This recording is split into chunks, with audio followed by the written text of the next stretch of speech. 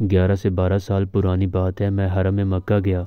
دوران طواف مغرب کی اذان ہوئی، خانہ کعبہ کے سامنے بیٹھ گیا اور اقامت کا انتظار کرنے لگا۔ میں نے سوچا کہ پاک جگہ ہوں، لہٰذا فارغ نہ بیٹھوں، قرآن پڑھوں۔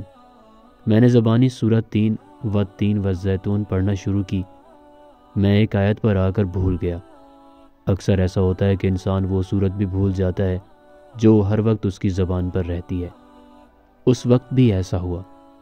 اب میں نے بہت کوشش کی کہ مجھے آگے یاد آئے، لیکن یاد نہ آئی۔ اور حرم کے صحن میں قرآن بھی نہیں ہوتے، قرآن اندر مسجد کی عمارت میں ہوتے ہیں۔ قرآن ہوتا تو میں اس سے دیکھ کر پڑھ لیتا۔ خیر، اقامت ہوئی۔ پہلی رکعت میں امام کعبہ نے ہم شریف کے بعد والتین والزیتون پڑھی۔ رب جانتا ہے، مجھے ایسا لگا جیسے اللہ نے مجھے کہا ہو، لو دہرا لو، اپنی غلطی دور کر لو۔ میری باقی کی ساری نماز مسکراتے ہوئے گزری۔ یہ پہلا موقع تھا جب اللہ نے مجھے دکھایا کہ وہ لطیف و خبیر ہے، دلوں کے اندر کی بھی جان لیتا ہے۔ 6 سے 7 ماہ پہلے کی بات ہے، جب قرآن سے دوبارہ تعلق جوڑا تو سوچا کہ نئی صورت بعد میں حفظ کروں گا، پہلے ماضی میں جو حفظ کی ہیں ان سے تعلق جوڑوں۔ سورہ واقعہ دوبارہ حفظ کرنا شروع کی۔ میں فجر کی نماز سے قبل اسلام 360 ایپ سے پڑھا کرتا تھا۔ ایک دن فجر کی اذان ہوئی، میں نے وضو کیا، مسجد کی جانب جاتے ہوئے اپنا اس دن کا سبق دہرانے لگا۔ سبق ابھی کچا تھا، بھول گیا۔ مسجد گیا، نماز شروع ہوئی۔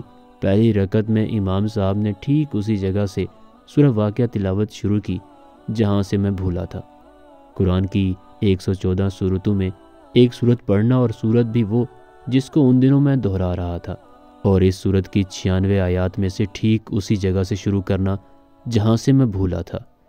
یہ دوسری بار تھا جب اللہ پاک نے مجھے اپنا لطیف و خبیر ہونا دکھایا۔ اب سے ٹھیک 1 گھنٹہ قبل میں اسٹور پر دائیں کان میں ایئرپورٹ لگائے گانا سن رہا تھا۔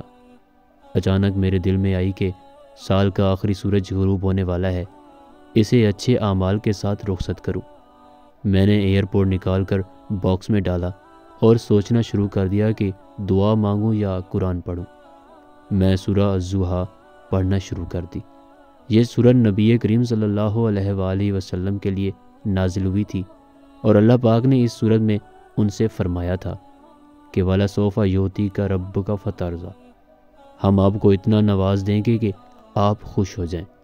اذان ہوئی، مسجد گیا، نماز شروع ہوئی۔ پہلی رکعت میں ہم شریف کے بعد امام صاحب شروع ہوئے والضحیٰ، ساتھ ہی میں مسکرا دیا۔ اسی وقت دل کیا کہ سب کو بتاؤں، دیکھو میں جب گانا سننا چھوڑ کر قرآن پڑھنے لگا، میرا رب مجھے دیکھ رہا تھا۔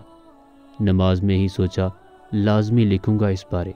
دوسری رکعت شروع ہوئی، امام نے سورہ فاتحہ پڑھی، اس کے بعد والتین والزیتون۔ جیسے میرا رب کہہ رہا ہو، میرے بندے یہ کوئی پہلی بار تو نہیں تھا، لکھنا ہے تو میرے اس احسان کو بھی لکھ جو 12 سال پہلے میں نے تجھ پر حرم میں کیا تھا۔ یہ واقعات سب کے ساتھ ہوتے ہیں۔